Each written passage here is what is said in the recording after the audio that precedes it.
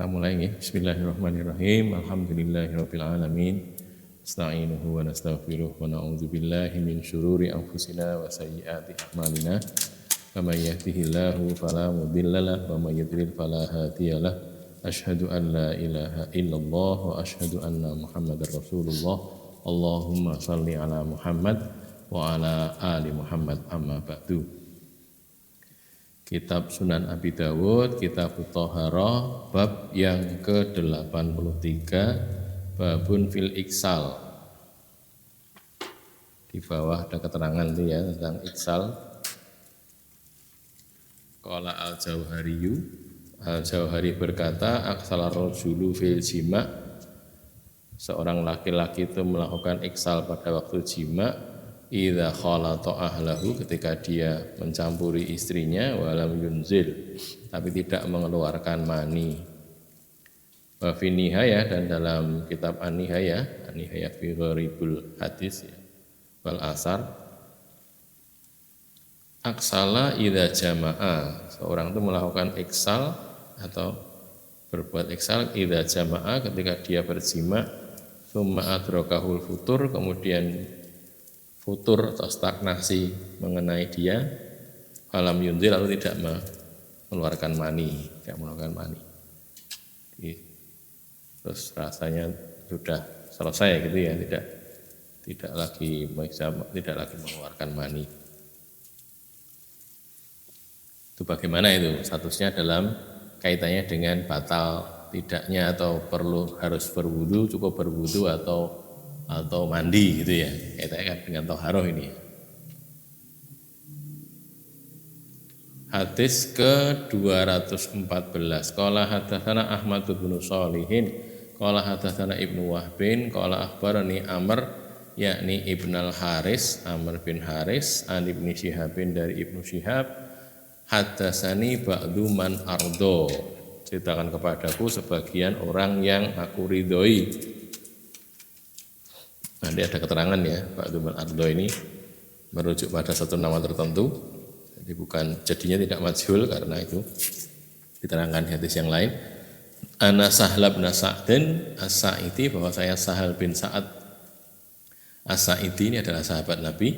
Akhbarahu, memberitahu kepada dia, mengabarkan kepada dia, anna Ubay bin Ka'ab, bahwasanya Ubay bin Ka'ab ini juga sahabat Nabi. Akhbarahu, mengabari dia, anna Rasulullah sallallahu alaihi wasallam, bahwasanya Rasulullah sallallahu alaihi wasallam qala, bersabda, innama ju'ila dzalika, sungguhnya dijadikan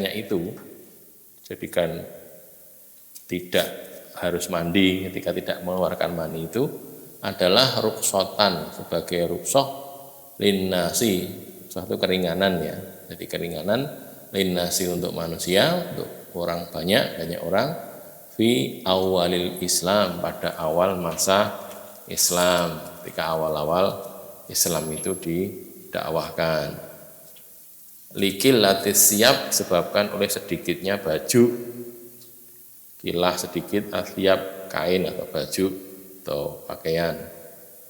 Summa amara bil husli, kemudian Nabi menyuruh untuk mandi. Sesudah itu, maksudnya sudah bajunya sudah cukup banyak, terus suruh mandi. Wa naha an dzalik, dan melarang dari itu. Melarang dari apa? Melarang dari kalau berjima walaupun tidak keluar mani tetap harus mandi. Melarang dari tidak mandi gitu ya. Ya tetap harus mandi. Mari silakan ke depan, kosong di depan nih. Qala Abu Dawud berkata, yakni al-ma'a minal ma'i, yang dimaksud Nabi itu adalah air dari air disebabkan oleh air.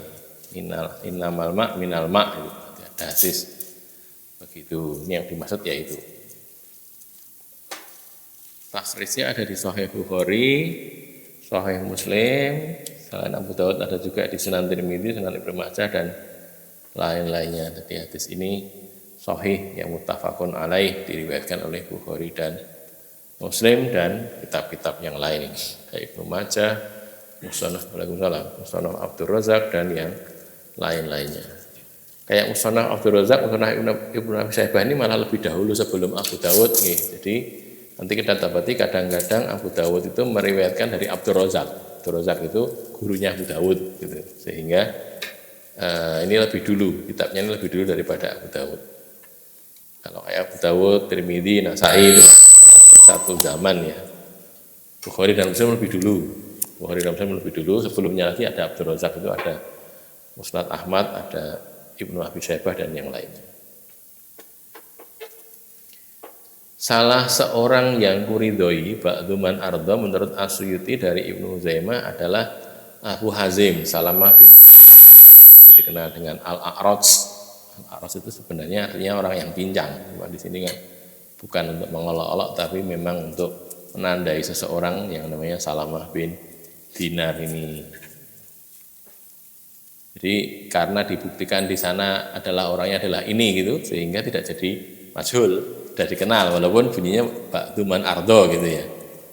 Sopo sendiri itu mana ada bukti di tempat lain diserangkan oleh As-Suyuti dalam riwayat dari Ibnu Huzaimah bahwa Abu Hazim bahwa ba'duman ardo itu adalah Abu Hazim Salamah bin Dinar. Rukhsah untuk tidak mandi bagi orang yang tidak mengeluarkan mani ketika berhubungan suami istri dukhul hanya terjadi pada awal masa Islam, ketika jumlah baju atau pakaian itu masih sedikit. Jadi kalau ini kan ada wa ayuna kana lahu sauban itu kan. Jadi kejadian di waktu itu sampai orang pakai baju, satu helai baju untuk sholat. Ada pembahasannya kan ya. Tidak tahu sudah pernah kita bahas di buku atau belum. Yang sudah di Bukhari itu ada pembahasan boleh tidaknya orang sholat dengan memakai satu helai baju. Kita kan mesti nah mungkin kan ya, itu pakai ya bisa juga, tapi kalau bajunya tebal. Ini kan mesti ada baju dalam, baju luar. Apalagi kalau bawah biasanya ada double. Nah ini ada di suatu waktu di zaman Rasulullah itu orang bertanya, ya Rasulullah boleh enggak sholat pakai satu helai kain saja? Lah kok apa tuh? Lah karena ya cuma satu gitu loh. Saking ini kalau nanti barangkali dicek nih di Sunan Sahih Bukhari di Sahih Bukhari itu hadis ke-352 kalau di Sahih Muslim hadis ke-3008. Ini masih Sahih Bukhari masih kitab Shalah ya. Kitab Shalah hadisnya 352 itu bunyinya yang saya muatkan di situ tadi. Jadi nusolli fi izarin wahid. Tusolli fi izarin wahid, kamu itu sholat dengan satu sarung saja, satu helai sarung saja tanpa ada lapisannya gitu. Sarungan tok satu gitu. Bawahnya itu ya sarungan itu saja. Terus dia menjawab innama sonatu dzalika liyaroni musruka. Supaya orang bodoh seperti kamu itu melihatku terus bertanya gitu. Terus dia jawab gini, wa ayuna kana lahu tsaubani inda ahdi Rasulillah SAW. Dan siapa di antara kita yang punya dua helai baju di masa itu? Artinya bisa terhitung gitu loh. Orang baju loro itu bisa terhitung. Saking waktu itu masih miskin ya. Jadi dalam keadaan kepepet adanya cuma itu. Maka di sini karena tadi demikian sedikitnya pakaian di halaman 2 nggih. Demikian sedikitnya pakaian masa itu sampai diriwayatkan hadis dengan matan ini tadi ada di Sahih Bukhari. Tadi kalau mau dicek di Sahih Bukhari hadisnya nomor 352, Kitabus Shalah ya, di Kitabus Shalah hadisnya nomor 352. Kalau di Sahih Muslim di Kitabus Shalah juga hadisnya nomor 3008.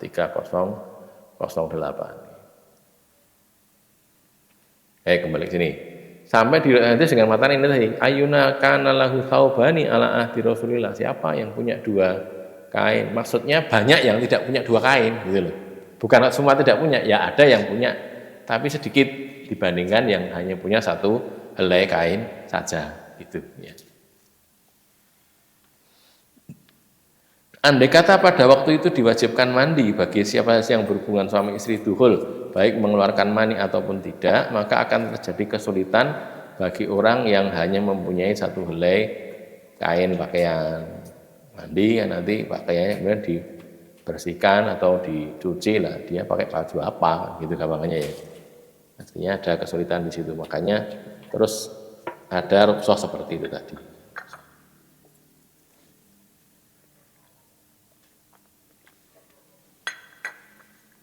Poin berikutnya, air disebabkan oleh air, alma minal ma. Ini dikenal dalam pembahasan fikih ya. Maksudnya mak yang pertama itu adalah mandi. Mandi kan pakai air gitu. Air mandi itu, air yang pertama itu disebabkan oleh air yang kedua, yakni mengeluarkan mani. Orang mengeluarkan mani sehingga harus mandi. Sehingga ada kaidah itu tadi, ada sebutan alma minal ma tadi. Air disebabkan oleh air. Maknanya mandi hanya diwajibkan bila seseorang mengeluarkan air mani.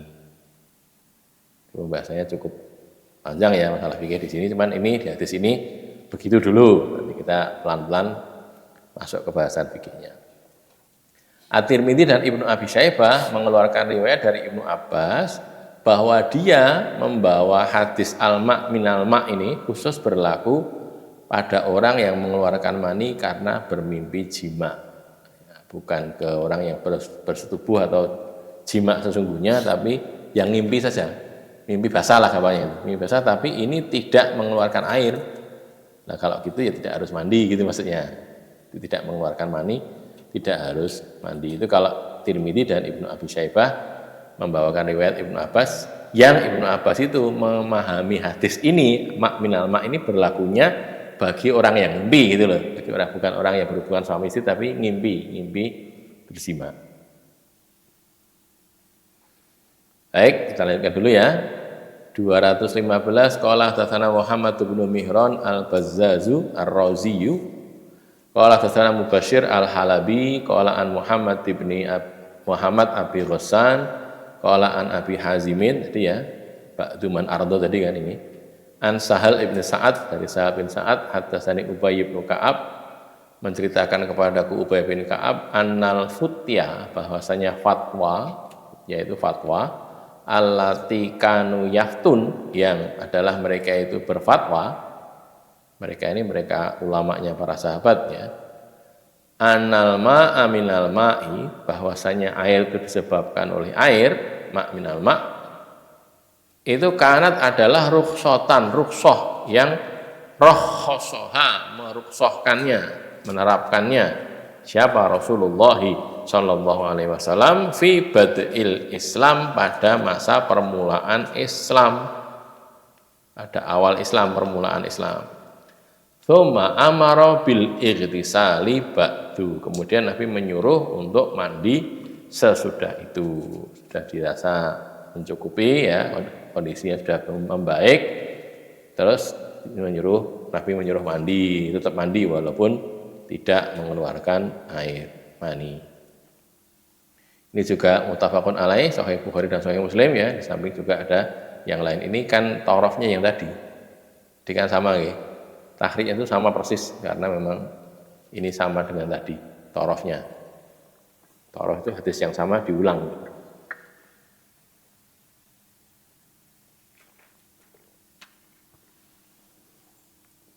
Keterangan kita baca dulu. Al-Futya adalah fatwa yang disampaikan oleh orang yang memiliki kepahaman dalam din atau seorang memberi fatwa atau mufti. Jadi fatwa mestinya namanya mufti itu ya mudeng agama ya, paham din. Nah, orang tidak paham din kok memberi fatwa ya ngawur fatwanya itu. Dulu wa al-dulu jadinya ya. Nah, kalau kita lihat para mufti itu ya, mereka kan sudah paham Quran ya, paham Quran, paham hadis, paham fikih gitu. Sehingga kalau mau beri fatwa itu, ini masalah begini. Mengapa kok saya katakan begini ini boleh? Karena dasar saya ini. Ayatnya ini, hadisnya ini kan gitu kan ya. Bahasanya begini, kan gitu. Jadi ada dasar yang dipakai. Nah kita, walaupun kita seorang mutabi ya, bukan mufti, bukan mujtahid, bukan orang yang ahli ijtihad, kita hanya mengikuti saja. Tapi kalau saran saya, kita itu harus sampai tahu mengapa kok ulama ini, syekh siapa lah gitu ya, syekh siapa ini, mengapa kok mengatakan begini gitu. Tahu saja, jadi ngomong gini kalau dalilnya ini. Ya, tahu sampai ketika itu seharusnya. Jadi maaf, bukan sekedar, tapi kok ini ngomong lah, Syekh Albani ngomong, bukan sekedar itu. Tapi mengapa kok Syekh Albani mengatakan begitu? Mesti kan pakai dalil kan ya, hadisnya ini, ayatnya ini. Nah, kita kejar sampai ke situ, sehingga jangan cuman jarine guruku ngene iya, tapi yang lebih baik daripada itu adalah tadi kita tanya ustadz atau syekh atau guru, ini kok dikatakan begitu karena apa? Karena ini loh, ada di sini ya, kita carati hadis ini. Kita tahu itu loh, sehingga kalau ada orang tanya, kita jawab gitu loh.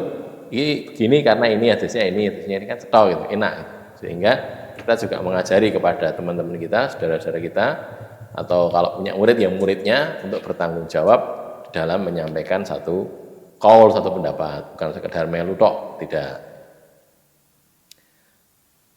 Mereka fatwakan, yang dimaksud mereka pada kalimat ini adalah para sahabat. Jadi kan futya alnal futya allati kanu yaftun itu kan yang mereka fatwakan. Mereka siapa sih? Mereka para sahabat Nabi.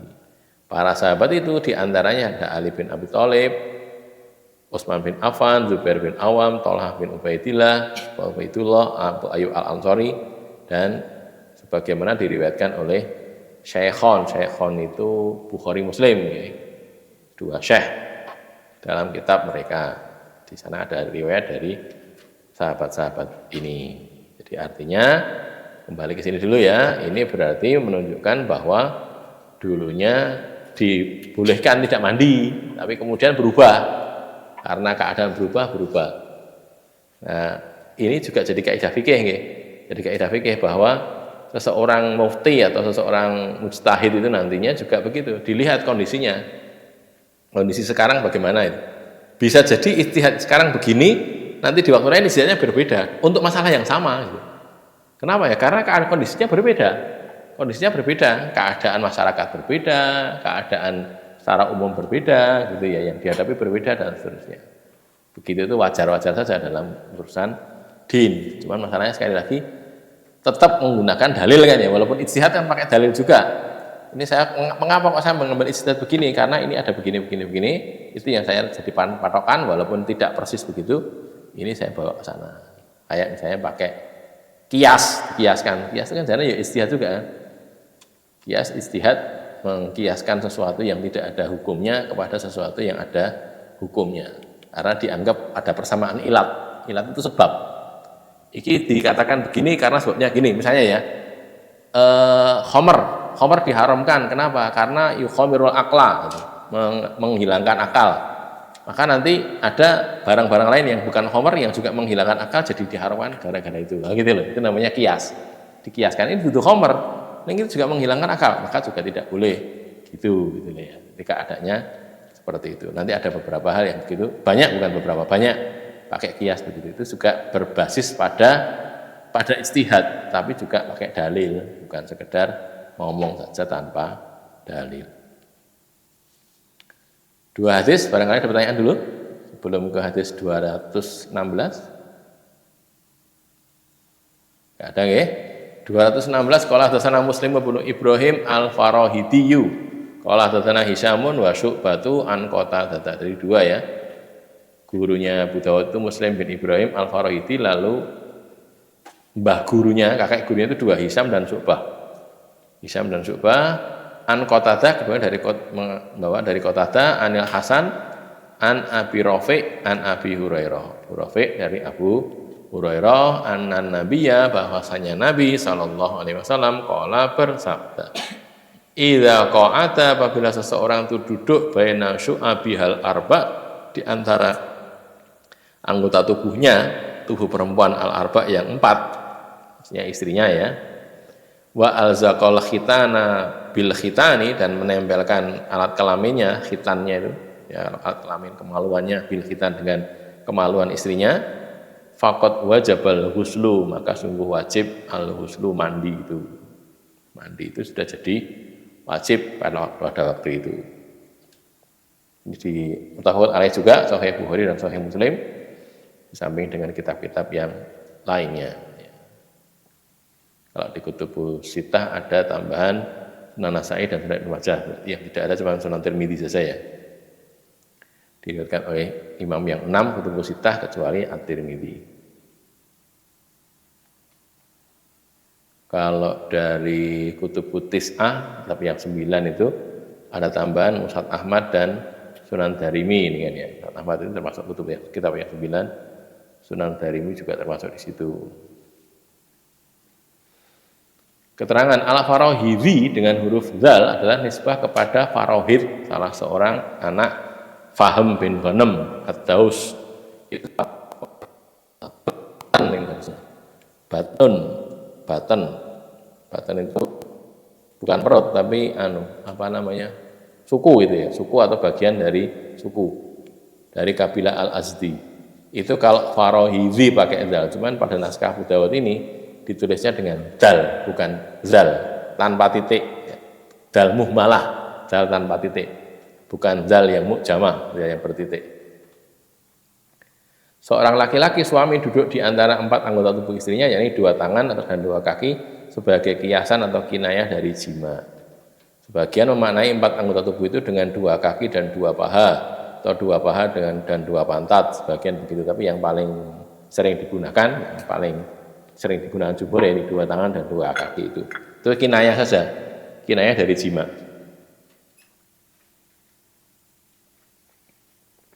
Jadi kalau kita baca begini, Rasul itu menerangkan itu dengan cukup sopan sebenarnya ya, cukup sopan dengan kinayah, kayak kiasan. Nah, sesuatu yang harus diterangkan tidak bisa tidak, karena itu masalah toharoh ya, masalah kesucian. Tapi yang bagaimana, tidak vulgar itu tidak, tapi dijaga omongannya dengan seperti itulah. Para ulama kemudian mensyarahkan ini maksudnya jima, nah, gitu. Keadaannya seperti itu. Alat kelamin, menempel alat kelamin merupakan kinayah atau kiasan dari maksudnya zakar suami ke dalam farsi istri. Jadi bunyinya memang al-zaqo, tapi maksudnya nanti sebagiannya masuk kan gitu kan. Jadi ini kan lebih detail di sesudahnya ini, yang di poin berikutnya ulama berijma, punya kesepakatan bahwa apabila seorang suami meletakkan kemaluannya pada kemaluan istrinya tanpa memasukkannya, maka suami tidak wajib mandi. Begitu juga dengan istri. Jadi al-zaqo di situ nanti dipahami dakhola, dukhul, bukan sekedar menempel tapi dukhul, masuk gitu ya. Di sebagian riwayat malah disebutkan sebagiannya tertutup, masuk kelihatan, gaib gitu. Jadi zakarnya suami itu sebagian masuk dan tidak kelihatan, tidak sekedar menempel.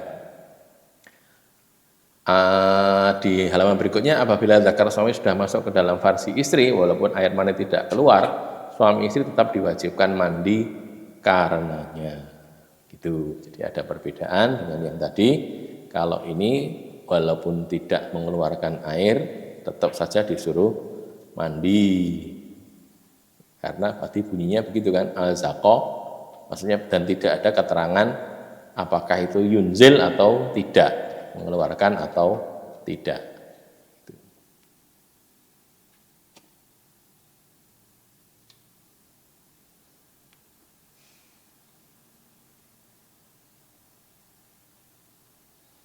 Berikutnya 217, qala hadatsana Ahmad bin Shalih, qala hadatsana Ibnu Wahbin, qala akhbarani Amr an Ibnu Syihabin an Abi Salamata an Abdurrahman an Abi Sa'idin al-Khudri, dari Abu Sa'id al-Khudri, anna bahwasanya Rasulullah sallallahu alaihi wasallam qala, Rasul bersabda, al-ma'u minal ma', air itu disebabkan oleh air. Wa kana Abu Salamah yaf'alu dzalika, dan adalah Abu Salamah itu melakukan hal yang seperti itu, maksudnya mengikuti yang itu. Ini kitirannya kok belum sampai situ dok, enggak sampai sini, agak hadap sini sedikit. Nah, saya kena mburi dok nih. Ya, sudah cukup. Oke. Kasihan yang depan sumuk, padune saya yang sumuk.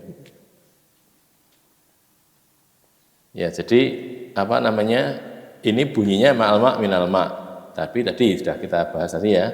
Maksudnya mak yang pertama itu adalah air mandi, mak yang kedua itu air mani. Mandi itu diharuskan ketika orang mengeluarkan air mani, begitu ya. Ini juga ada di Sahih Muslim, walaupun bukan muttafaqun alaih, tapi ada di Sahih Muslim, Musnad Ahmad dan yang lainnya. Baik, pembahasannya agak panjang sedikit ini ya, mudah-mudahan bisa diikuti. Mandi diwajibkan atas seseorang karena dia mengeluarkan mani. Yang kita sudah tahu bahwa mani itu tidak hanya laki-laki, perempuan kan juga sama kan. Jadi dua-duanya berarti kan. Abu Salamah mengikuti hadis ini sehingga dia menyatakan bahwa mandi itu tidak diwajibkan terhadap orang yang memasukkan zakar ke farsi istrinya tetapi tidak mengeluarkan mani. Bisa terjadi itu. Walaupun sudah masuk tapi tidak mengeluarkan mani bisa. Jadi seperti tadi ya. istilahnya ada futur atau bagaimana tadi sehingga tidak mengeluarkan mani. Sedikit ulama dari kalangan sahabat dan tabi'in, sedikit memang tidak banyak karena yang jumhur tidak begitu, berpendapat bahwa tidak ada kewajiban mandi kecuali karena mengeluarkan mani. Ini juga menjadi mazhabnya Dawud al-Zahiri, imamnya ahli zahir itu ya. Kan ada mazhab zahiri istilahnya, zahiriyah.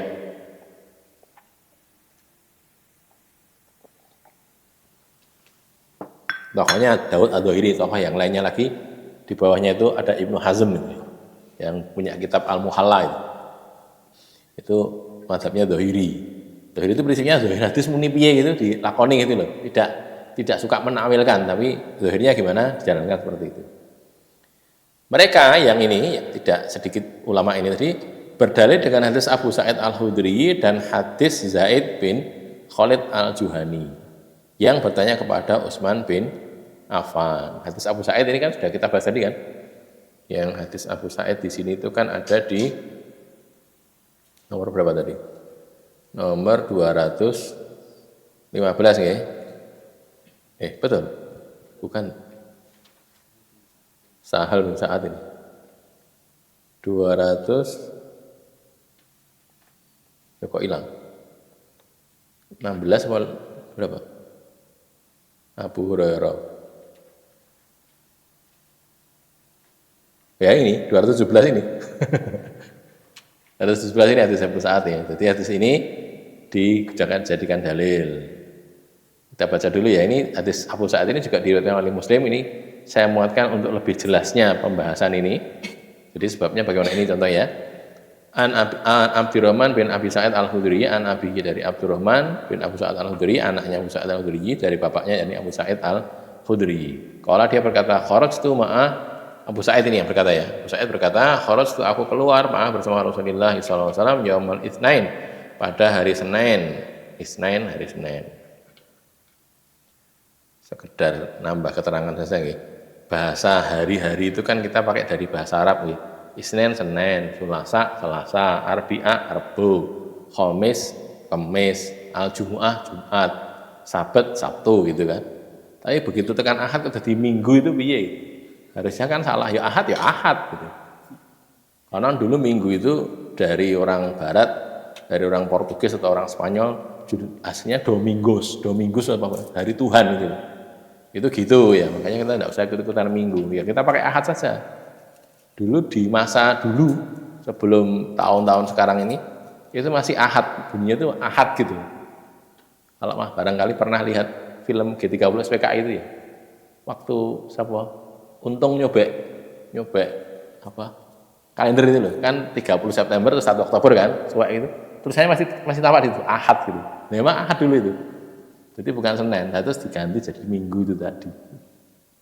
Itu ya, sekedar sebagai keterangan saja. Jadi harusnya kan Ahad ya Ahad, Isnin itu dari bahasa Arab juga Senin. Ila Kuba ke Kuba, hatta idza kunna fi Bani Salim, ketika kami berada di perkampungannya Bani Salim, waqafa Rasulullah SAW ala babi Itban, Rasul berdiri di dekat rumahnya, dekat pintunya Itban, fa saraha bihi, lalu Rasul memanggilnya. Ketemu Itban, salam atau bagaimana gitu ya. Fa kharaja, lalu Itban keluar, ya juru izarahu, dia menyeret kain sarungnya dalam keadaan dia memang baru saja berjima itulah ya dengan istrinya. Keluar segera karena dipanggil Nabi. Faqala Rasulullah SAW, Rasul bersabda, ajalnar rajula, wah kita telah menjadikan ajal si laki-laki ini, maksudnya dia meninggalkan istrinya karena setelah memenuhi panggilan ini tadi belum sempat meneruskan jima, begitu gampangnya ya.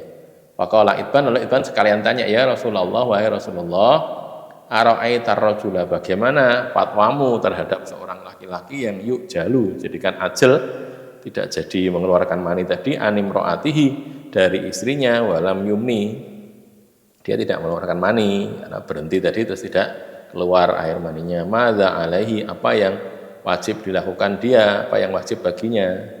Qala Rasulullah SAW, Rasul bersabda, innamal ma' minal ma'. Lah ini jadi dalil kan, air itu disebabkan oleh air. Kalau kamu tidak mengeluarkan mani, berarti kamu tidak harus mandi. Itu tidak harus mandi. Ini ada di Sahih Muslim, nanti kalau kadang-kadang dicek ya, di Kitabul Haid Bab yang ke-21, hadis yang ke-343 atau hadis ke-80. Lalu tadi kan dua ya, satunya Zaid bin Khalid al-Juhani yang tanya pada Utsman, ini hadisnya ini yang di bawah ini. Dalam lafalnya Bukhari ini juga Bukhari Muslim, cuman si ambil dari lafal Bukharinya seperti ini. Anna Zaid bin Khalid, bahwasanya Zaid bin Khalid sa'ala bertanya kepada Utsman bin Affan radhiyallahu anhu.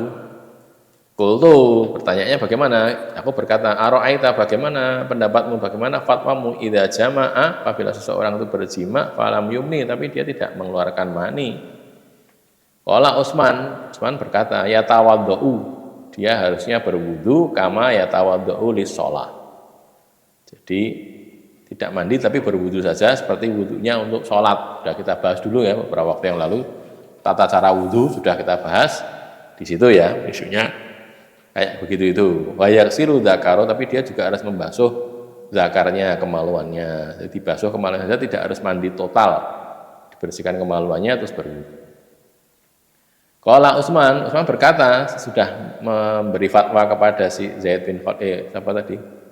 Ya, Zaid bin Khalid ya. Mengatakan begini, sami tuh aku mendengar itu, keterangan itu min dari Rasulullah sallallahu alaihi wasallam. Jadi hadis ini berarti bukan sekedar omongannya Utsman, bukan sekedar asar, tapi hadis, karena Utsman menyadarkan kepada Nabi SAW. Wasa'atu an dzalika Aliyan, lalu aku Zaid bin Khalid itu bertanya tentang hal yang sama kepada Ali, wa Zubair, wa Thalhah, wa Ubay bin Ka'ab radhiyallahu anhum. Fa amaruhu bidzalika, lalu mereka menyuruhnya untuk berbuat begitu juga. Sama seperti yang dikatakan Utsman itu. Tidak mandi tapi berwudu dengan membasuh kemaluannya.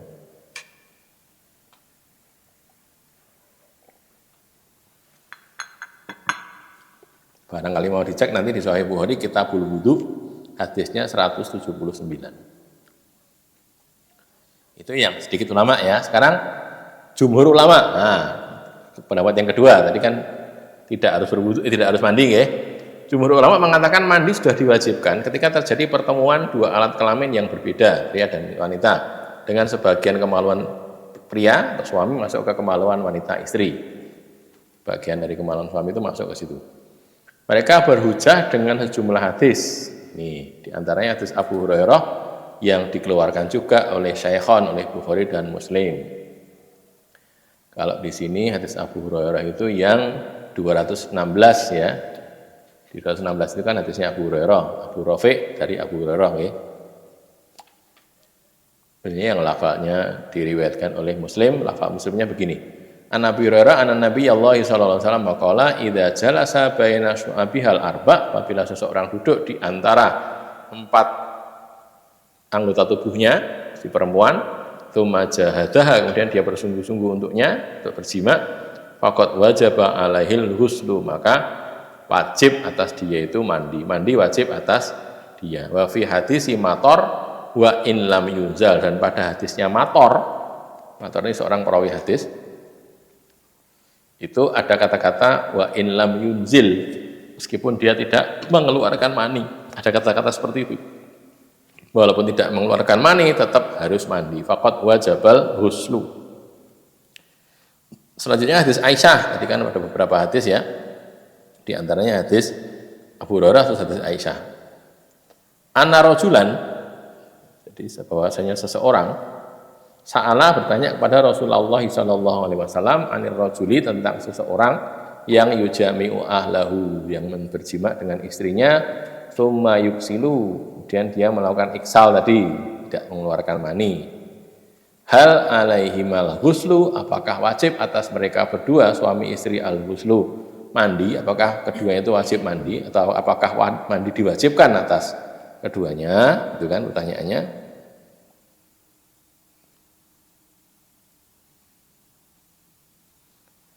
Terus wa Aisyah jalisatun, Aisyah itu duduk di situ, dekat situ itu. Ini kan orang tanya pada Nabi, Aisyah ada di situ. Faqala Rasulullah SAW, kok disebutkan kenapa toh? Karena nanti ada keterangan belakang ini. Ini la af'alu dzalika, sesungguhnya aku, kata Nabi, aku melakukan hal itu juga. Wa ana wa hadhi, saya dan ini itu maksudnya Aisyah di situ kan duduk gitu. Saya dan istri saya ini, summa naqtasilu, kemudian kami mandi. Di berhubungan suami istri tidak mengeluarkan air, Tapi Rasul mandi, kami itu Rasul dan Aisyah. Bahkan di hadis yang lain disebutkan kan pernah mandi bareng-bareng kan ya, bersama antara Rasul dan Aisyah juga pernah mandi, bahkan dari ember yang satu, itu kayaknya satu wadah juga pernah seperti itu. Sudah, ini kan dalil yang digunakan oleh jumhur ulama ya untuk mengatakan keluar atau tidak keluar tetap mandi. Pokoknya sudah ketemu idza masal khitanu khitana, atau sudah ketemu dua kelamin, atau ketika sudah tadi jalasa fi su'abihal arba tadi, itu berarti harus mandi. Mereka jumhur ulama menjawab hadis-hadis yang digunakan kalangan ulama kelompok pertama. Tadi kan mereka juga pakai hadis Zaid bin Khalid dan hadisnya Abu Sa'id Al-Khudri tadi. Nah, dijawab oleh kelompok ini yang jumhur ulama ini, jawabannya apa? Hadis-hadis itu sudah mansuh, gitu loh. Itu kan di masa awal Islam ya, di masa awal Islam ketika begini-begini berubah kan keadaan sesudah itu terjadi mansuh hadisnya itu. Maksudnya hukumnya tidak lagi berlaku, dihapus dengan hadis yang berikutnya ini, gitu loh. Yang dulunya gitu, terus suma amarobat sesudah itu Rasul menyuruh untuk mandi. Jadi tidak wajib mandi itu dulu di awal dulu. Kemudian akhirnya jadi wajib mandi. Tidak wajibnya mandi ketika seorang berjima tanpa mengeluarkan mani hanya berlaku pada awal masa Islam ketika jumlah pakaian sedikit, masih sedikit. Itu berlakunya sebagai rukhsah. Itu bukan azimah, bukan ya, tapi rukhsah. Kan dalam fikih kan ada azimah, ada rukhsah. Azimah itu yang pokok. Rukhsah itu apa? Keringanannya gitu loh. Pokoknya gini, segamanya sholat itu kalau azimah ya kalau zuhur 4 rakaat, asar 4 rakaat. Kalau rukhsah jadi 2 rakaat kan gitu. Rukhsah lagi dikerjakan di waktu yang sama. Apakah sholat zuhur di waktu sholat asar dan zuhur di waktu zuhur, itu artinya jamak takdim, atau sholat zuhur asar di waktu asar, jamak takhir. Rukhsahnya lagi diringkas, bukan 4 tapi jadi 2 kan gitu kan. Itu rukhsah. Azimahnya ya 4 itu. Jadi inti syariat itu azimahnya. Terus rukhsah ini yang keringanannya, nah gitu loh. Karena itu sebagai rukhsah maka jadi mansuh, sudah tidak lagi berlaku. Rukhsah itu sudah tidak ada. Lah kok tidak ada?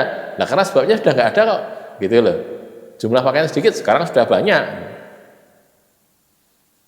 Saya kan nggak bisa bayangkan, di kelambi omong siji gitu. Itu kan ceritanya ada di kitab nikah, nanti barangkali kita membahas kitab nikah itu kan kita dapat ada seorang perempuan menghibahkan dirinya kepada Rasulullah, lalu Rasul tidak berminat untuk menikahi dan tidak berminat untuk menikahkan gitu gampangannya. Hibah di situ kan bunyinya di syarah dijelaskan boleh dinikahi Rasul sendiri atau boleh dinikahkan oleh Rasul kepada yang lain gitu. Seorang wanita yang menghibahkan dirinya pada Nabi itu kan. Terus ada seorang sahabat, ya Rasulullah, kalau engkau tidak berkenan nikahkan saya dengan dia. Sudah, lalu Rasul tanya, "Kowe duwe apa kowe? Kamu punya apa?" kan gitu kan. Kamu punya apa mau nikahi dia? Untuk mahar itu apa? Dia nyari-nyari nggak dapat, akhirnya saya punya ini Rasulullah, punya sarung. Sarungmu piro? Siji tok gitu. Terus piye no? Kalau itu kamu berikan istri kamu, terus kamu pakai apa? Terus kalau kamu pakai, istrimu dapat apa kan gitu? Masuk sarung dibagi loro piye carane gitu. Itu saya waktu itu banyak, Masya Allah, saking maratnya tuh kayak gitu. Kita sekarang ini sak miskin-miskinnya kita ini kelambi ya, 10 sok punjul gitu. Punjul lah, 10. Nah, 2 lemari mah perlu bajol kelambi so gitu. Saking banyaknya. Itu kita ya. Jadi beda sekali ya keadaan. Baik itu keadaan zaman dulu seperti itu. Makanya terus karena ini berubah, lama-lama jadi banyak gitu, jadinya nggak ada lagi rukhsah itu gitu loh. Karena sebabnya adalah itu ya. Jumhur ulama juga berdalil dengan hadis Abu Musa. Ini saya muatkan karena agak banyak hal yang bisa didapatkan dari sini ya. Pertama, ikhtalafa fi dzalika rahdun minal muhajirin. Ikhtalafa fi dzalik itu tentang hukum itu tadi, masalah itu tadi. Satu kelompok dari kalangan muhajirin wal ansor, dan satu kelompok dari kalangan orang ansor. Bukan semuanya tapi sebagian saja ya. Faqala al ansoriyun, orang-orang ansor berkata, la yajibul ghuslu illa minad dafqi aw minal ma'i. Tidak diwajibkan ghusl kecuali ketika dia itu dafkun, itu hentakan itu ya. Mengeluarkan dengan, kan seperti kita bahas ada bedanya mandi sama mani itu kan. Kalau mani keluar langsung banyak gitu loh. Kalau mandi kan dikit-dikit. Biasanya menjelang jima itu. Kalau mani kan waktu jimanya itu kemudian mengeluarkan langsung banyak, itu kalau mani. Terus dafkun itu maksudnya gitu, sekali hentakan. Au minal ma atau disebabkan karena air. Wa qala al-muhajirun, orang-orang muhajir berkata, bal idza khalata, apabila orang itu berkumpul dengan istrinya, faqat wajabal, bercampur maksudnya berkumpul, faqat wajabal ghuslu, maka sudah wajib mandi itu. Mandi sudah jadi wajib.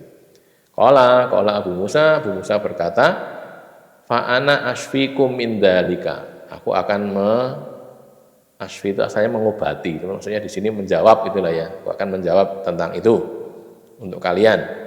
Fakum itu lalu aku berdiri, fasta'dzantu ila ala Aisyah, lalu aku minta izin untuk ketemu Aisyah. Saya tak golek jawabannya gitu loh. Itu kata Abu Musa, bentar. Jangan berselisih gitu, tak carikan jawabannya. Ketemu Aisyah, fa'udzinali lalu diizinkan kepadaku. Tak minta ketemu Aisyah, lalu Aisyah mengizinkan, silahkan masuk. Fakultulah. Jadi kalau para sahabat bertanya pada istri Nabi kan masuk rumah tapi ada tirainya gitu loh. Jadi dengar suara tapi nggak lihat wajahnya, nggak lihat apa-apanya, wong ditutupi tirai. Jadi fas'aluhunna min wara'i hijab kan ayatnya gitu ya. Ditutup ada tirainya. Itu cuma dengar suaranya saja. Terus fakultulah lalu berkata kepada Aisyah, ya ummah, wahai ibu, atau ya ummal mukminin. Di rawinya ragu-ragu. Si Abu Musa itu ngomongnya ya ummah atau ya ummal mukminin kan beda-beda sedikit, tidak apa kan, cuma masalah begini saja. Ini uridu an as'alaki, aku ini ingin bertanya kepada engkau an syai'in, tentang sesuatu, wa ini astahyiki, tapi aku tuh malu kepadamu. Sin takon, soalnya hal yang sifatnya pribadi kan. Faqalat, Aisyah bertanya, la tastahyi, kamu jangan malu, antas alani, untuk bertanya kepadaku, amma kunta sa'ilan anhu ummaka, sebagaimana kamu bertanya kepada ibumu sendiri, allati waladatka, yang telah melahirkan kamu. Kamu jangan malu bertanya kepadaku, aku dianggap seperti ibumu sendiri aja lah, yang seperti ibu yang melahirkan kamu, walaupun bukan kan. Fa innama ana ummuka, aku ini adalah ibumu. Istri Nabi kan ummahatul mukminin nggih.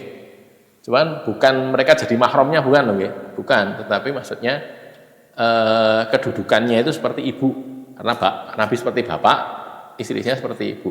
Kedudukan apa? Kedudukan haramnya menikahi maksudnya. Jadi kalau ibu istrinya bapak, walaupun bukan ibu kita gitu kan, bapak punya istri lebih dari satu gitu kan, itu kan haram dinikahi kan, tidak boleh kan. Maka dalam hal itu begitu. Jadi istri Nabi itu ketika Nabi sudah wafat sampai meninggalnya itu tidak boleh nikah lagi pada siapapun juga.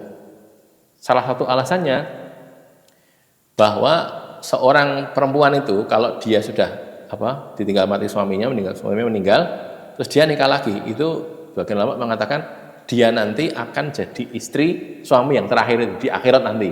Gitu. Nah, sedangkan tidak ada orang yang lebih baik daripada Nabi.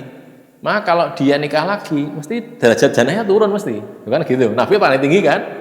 Dia nikah lagi dengan siapapun juga, Nabi itu paling bertakwa kok. Rugi gitu loh istilahnya, rugi, nanti dia derajatnya turun. Kalaupun suami berikutnya ini orang baik pun tidak sebaik Nabi, maka ada larangan. Maka di sini ummahatul mukminin, ibunya orang beriman itu dalam hukum itunya haramnya menikahi mereka itu sebagaimana haramnya menikahi ibu sendiri, itu gitu. Tapi kalau kemudian kok ibu dewe salaman ya nggak boleh gitu loh ya, bukan itu maksudnya, tapi haramnya menikahi saja. Maka Aisyah mengatakan fa innama ana ummuka, saya ini juga ibumu. Kultu, lalu bertanyalah Abu Musa, fama yujibul ghusla, apa yang menjadikan orang itu wajib mandi, apa yang mewajibkan mandi itu? Qalat, Aisyah berkata, alal khabiri saqatta, kamu jatuh, kamu tanya kepada orang yang khabir, orang yang punya ilmu. Gini ini bukan sombong ya, memang Aisyah punya ilmu gitu loh. Kamu tanya pada orang yang tepat, saya tahu itu nggak apa-apa begitu, karena memang dia tahu kok. Kayak guru ngomongin kowe takon ya oke, aku ngerti kowe le, saya tak kandhani ya. Lho ora kok gurune kemakiman. Lho ya memang dia tahu kok, enggak apa-apa gitu. Bukan untuk kemaki, bukan, tapi untuk kamu sudah bertanya pada orang yang benar. Maka dia kemudian mengatakan, Aisyah mengatakan, qala Rasulullah kan gitu kan, dia tahu hadis dari Rasul, idza jalasa baina syu'abihal arba, apabila seseorang duduk di antara 4 anggota tubuhnya, khususnya seperempuan, wa masalah khitanul khitana, dan alat kelaminnya menyentuh alat kelamin, faqad wajabal ghuslu, maka sudah wajib mandi. Mandi itu jadi wajib. Nah ya ini di Sahih Muslim Kitabul Haid. Ini juga jadi alasan lain yang dipakai oleh jumhur ulama. As-Sun'ani, penulis kitab Subulus Salam, Syarah Bulughul Maram, mengatakan bahwa hadis wajibnya mandi walaupun tidak mengeluarkan mani itu lebih kuat karena ia bersifat mantuk, tersurat. Nabi ngendika gitu loh. Bukan sekedar pemahaman, bukan sekedar mafhum, tapi mantuk tentang wajibnya mandi. Ini apabila diandaikan bahwa hadis-hadis tentang tidak wajibnya mandi itu tidak mansuh. Ini diandaikan saja. Tadi kan sudah kita bahas bahwa itu mansuh. Hadis tentang tidak wajibnya mandi itu mansuh oleh hadis yang mewajibkan mandi gitu kan. Terus anggaplah ini tidak mansuh sekarang. Anggaplah diandaikan. Maka sekarang diandaikan. Kalaupun tidak mansuh, ini yang hadis yang mewajibkan mandi itu arjah, lebih kuat. Karena sifatnya mantuk itu Nabi ngendika gitu, menyuruh atau berkata, bersabda. Beda dengan hadis mafhum. Mafhum itu tidak langsung ngendika gitu tapi dipahami dari hadis itu. Jadi tersirat nggih. Tersurat sama tersirat istilahnya. Tersurat itu tertulis, tersirat itu kepahamannya, pemahaman dari situ.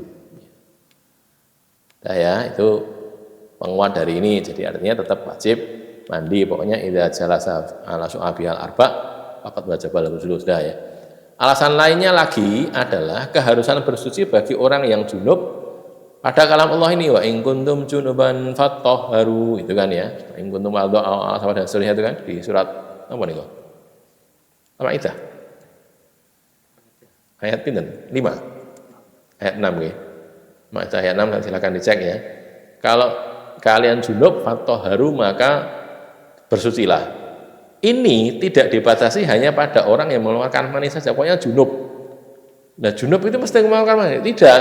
Asy-Syafi'i mengatakan bahwa omongan orang Arab menunjukkan bahwa janabah itu dimutlakkan pada jima, kumpul. Tidak, walau tidak mengeluarkan mani. Jadi yang dipenke berkumpulnya itu, jimanya itu, bukan mengeluarkan air atau tidaknya. Jadi pokoknya kuntum junuban fattoharu, toharohnya dengan mandi kan gitu. Tidak dibahas apakah mengeluarkan atau tidak. Maka kemudian diambil istinbat fikih kan ya. Jadi mengeluarkan atau tidak ada urusan. Pokoknya pokoknya jima itu junub toharoh. Nah, toharohnya mandi. Nah, gitu loh ya. Jadi keadaannya seperti itu. Tapi saya potong dulu nggih. Tetap sampai sekarang tetap ada yang pakai hadis al-ma' min al-ma' tetap ada. Di antara ulama tetap ada. Makanya tadi kan disebutkan kan di sedikit dari kalangan para sahabat juga orang-orang sekarang ini juga begitu, ada yang begitu. Lah nek ngono ya namanya fikih, kembali lagi ke masalah fikih nggih. Jangan kemudian orang ngono ya kono yakine ngono ya wis kan gitu ya. Prinsipnya toh tetap pakai dalil hadis walaupun dibantah oleh sini ya bantahannya di arah nerima bantahannya kan ya bisa saja. Akhirnya arah setuju gitu loh. Di sini karena arahnya itu ke arah situ, si siapa namanya Abu Thaib Abadi ini kan saya ngambilkan dari sana. Beliau lebih condong pada itu, tentu dia menguatkan itu, wajar sekali kan. Punya pendapat, yakin dengan itu, dia kuatkan, iya. Tapi dalam masalah fikih memang seperti itu keadaan. Selalu ada perbedaan-perbedaan. Yang jelas, ini kalau yang di sini memang lebih menguatkan itu. Juga lain lagi nggih, menguat lagi. Dalam masalah zina, orang tetap dihukumi had zina. Kalau muhson itu dirajam, muhson itu sudah pernah punya suami, sudah pernah punya istri, walaupun sudah jadi janda atau duda, atau masih punya suami, masih punya istri, itu zina muhson namanya, itu dirajam sampai mati. Maupun ghairu muhson, yang bukan muhson, masih perjaka atau masih gadis, belum pernah punya istri, belum pernah punya suami, lalu dia zina, maka dijilid 100 kali kan ya, 100 kali diasingkan setahun, kalau Nabi prakteknya begitu. Itu ketika kelamin laki-laki masuk ke kelamin perempuan tanpa disyaratkan keluarnya mani atau tidak. Jadi sudah dianggap zina walaupun tidak mengeluarkan air mani. Ini juga jadi penguat. Ini sebenarnya hal yang lain gitu. Tapi ini penguat bahwa kalau begitu itu dihukum had, artinya kedudukannya sama gitu loh. Mengeluarkan atau tidak ada urusan, tapi kedudukannya sama. Ini dianggap sebagai sudah zina. Maka nanti ke depan ke arah ini tadi, maka kalaupun jima ini bukan zina, jima dengan istri, dengan suami, walaupun tidak mengeluarkan air, tetap juga harus mandi. Nah, gitu loh ya, harus mandi. Kenapa? Ya karena tadi yang dipokokkan bukan pada keluarnya air tapi pada jimatnya. Simpulannya jumhur ulama pendapatnya lebih kuat, lebih layak diamalkan. Saya tambah sedikit lagi ya, ini tidak ada di sini. Kalau kita mau ke arah ihtiyati, kehati-hatian, ya lebih enak memang lebih baik memang mandi gitu loh ya. Bagi yang berpendapat begitu lagi loh ya. Jadi, oh aku rasa setuju, ayo wes orang beda kok kita piye. Makanya kalau secara ihtiyati yang hati-hati ya lebih baik mandi. Ngopo sih? Enggak ada urusan, enggak ada masalah bagi kita nggih. Wah, aku neng ngendi pucuk gunung derajat apa 5 derajat Celcius atau malah 1 derajat apa 0 derajat Celcius. Pokoknya kurang gawean 1 derajat Celcius ya jima kan gitu kan ya. Kalau kita mau ngoyak loh ya. Loh, piye lah ya itu tadi ya kamu urusanya begitu mestinya gitu kan ya tetap kudu mandi. Nah, Mas Dusnya kapan ya meduk sik nek perlu. Meduk sik yang besok kan bisa toh masalah begitu diakali kan bisa. Cuman yang pokok kan begitu gitu loh ya. Tapi namanya orang tetap beda ya ora apa-apa. Ning prinsipnya kita usahakan dulu. Iki dari link ini akhirnya ke sana. Sekali lagi ini memang arahnya kepada tadi tidak setuju pada hadis al-ma min al-ma itu karena bukan tidak setuju hadis ya. Bukan mengatakan Nabi salah enggak, tapi itu mansuh gitu loh. Mansuh sekarang tidak berlaku lagi. Bagi yang memakai itu yang ngomongnya tidak begini gitu loh ya. Itu enaknya bicara fikih itu gitu tuh.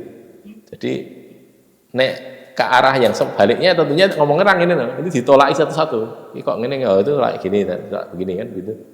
Ada yang gitu. Makanya karena sekali lagi ini saya cuma mengutip dari pernyataan Abu Thaib Abadi dan dia dalam artian ini dia lebih condong pada ini sehingga menyatakan dalil-dalil yang lain. Satu ihtiyati. Yang kedua kharaja minal khilaf. Ini juga lain lagi. Kharaja minal khilaf itu dipakai oleh ulama keluar dari perselisihan.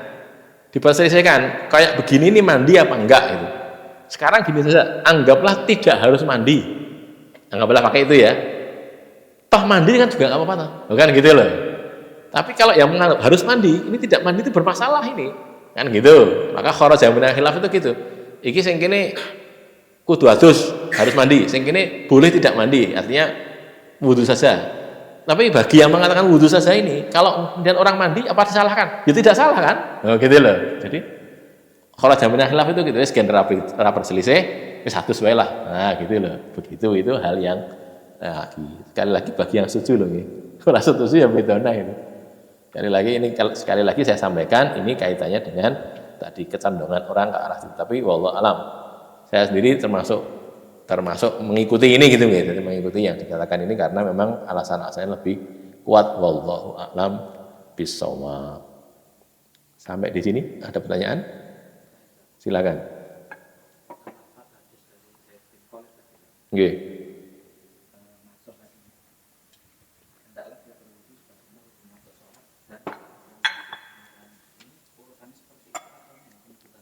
Penyebutan saja. Memang masuk kemaluan dulu baru wudu. Jadi bukan wudu dulu baru masuk kemaluan. Nanti di hadis yang lain kita dapatkan gitu kan. Karena menyentuh kemaluan itu kan nanti diperselisihkan membatalkan wudu apa enggak itu. Kan takdim takhir biasa dalam hadis begitu. Takdim takhir. Kayak misalnya kalau ayat contoh yang paling gampang gimana tuh? Tentang warisan itu loh. Wasiyatin yusi biha audain itu loh ya, mimba diwasiatin yusi biha audain. Itu sudah wasiat dan utang, tapi praktiknya Nabi utang dilunasi dulu. Utang sih dilunasi dulu, baru wasiatnya dilaksanakan. Kalau utang saja nggak cukup untuk bayar utang, wasiatnya rasa digagas. Ada yang begitu, jadi takdim takhir biasa. Ada lagi? Nggih. Nggih. Ya.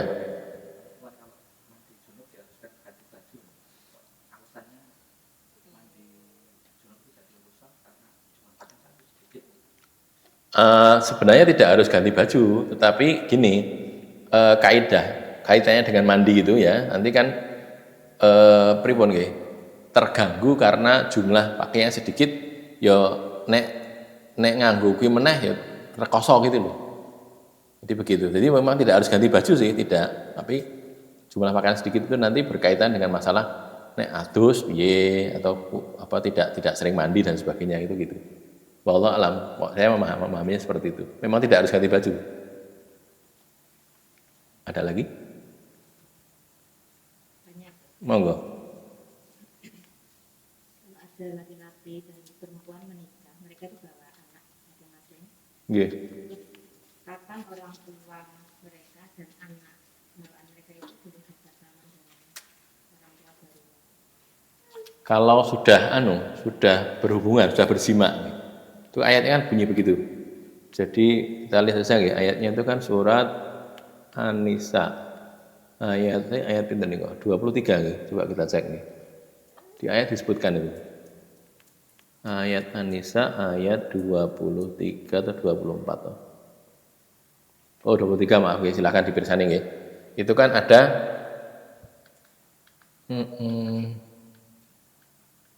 wa roba ibukum lah ini anak tiri kan, roba ibukum hurimat alaikum ummahatukum dan seterusnya, itu nanti ada wa roba ibukum anak tiri allati fi hujurikum yang ada pada asuhan kalian, hujurnya asuhan min nisaikumul lati dakhaltum bihinna, dari istri-istri kalian yang kalian sudah dukhul kepada mereka. Jadi kalau suami istri tadi, suami seorang duda ya, punya anak, lalu istri seorang janda juga punya anak, terus sudah berhubungan, ini menikah lagi gitu kawannya, dua orang ini menikah, janda dan duda ini menikah. Terus ketika sudah hubungan, sudah duhul, maka robibahnya itu dia jadi mahram, si laki-laki jadi mahram bagi robibahnya. Sebaliknya anak laki-laki dari suami juga jadi mahram bagi istrinya yang baru ini gitu loh. Berkebalikan kan, jadi si bapak, si suami yang baru ini, duda ini jadi mahram bagi anak perempuan istrinya. Terus anak laki-laki suami itu jadi mahram bagi siapa? Ibu yang baru ini tadi. Ini ayatnya ini, baraba ibukumul lati fi ujurikum, dikatakan min nisaikumul lati dakhaltum bihinna. Malah ditambahkan lagi fa illam takunu dakhaltum bihinna, jika kalian belum dukhul fala junaha alaikum, maka tidak ada dosa atas kalian. Maksudnya gini nih, ceritanya kaitan dengan masalah nikah. Jadi misalnya seorang duda ya, duda ada janda, duda punya anak, janda punya anak, laki-laki atau perempuan gitu, sudah. Sing gampang aja, jandanya punya anak perempuan, dudanya punya anak laki-laki gitu saya, anggaplah gitu ya, biar mudah saja. Terus si duda ini menikahi janda tadi, sudah menikah tapi belum dukhul, belum kumpul. Terus cerai. Terus cerai itu kemudian dia ganti nikah dengan anaknya janda tadi, bisa gitu. Nek gelem tapi ya mesti gelem toh ya, mau nikah. Nek kalau mau jadi batal resto karo ibuke karo anake ya boleh kalau mau gitu loh. Jadi tapi kalau sudah duhul jadi nggak boleh karena jadi mahram gitu loh. Sudah berkumpul, ini anak perempuan jadi mahram. Walaupun ini diceraikan, si ibu diceraikan, dia nikah dengan anak ini nggak boleh, wong ini mahram, dia jadi mahram dia kok gitu loh. Sebaliknya juga sama. Ini yang suami punya anak laki-laki, si duda punya anak laki-laki, janda punya anak perempuan. Kemudian ini menikah tapi belum duhul, cerai gitu. Kemudian karena belum duhul maka anak laki-laki si duda tadi bisa nikah dengan calon ibunya tadi, atau sudah jadi ibunya kan sebenarnya, tapi belum duhul, belum berkumpul. Itu gitu. Maka tadi kembalinya masalah salaman, ya tadi kalau sudah duhul boleh salaman, kalau belum karena belum jadi mahramnya. Gitu. Ada lagi? Mudah-mudahan ini. Gimana? Orang tuanya yang nikah itu juga. Oh, kalau orang tua beda. Kalau orang tua itu begitu akad nikah sudah jadi mahram. Ini kan dibunyi sebelumnya nggih. Wa ummahatun nisaikum lah niku lho. Ummahatun nisaikum itu kan ibu dari istri, itu tidak disyaratkan dukhul dulu.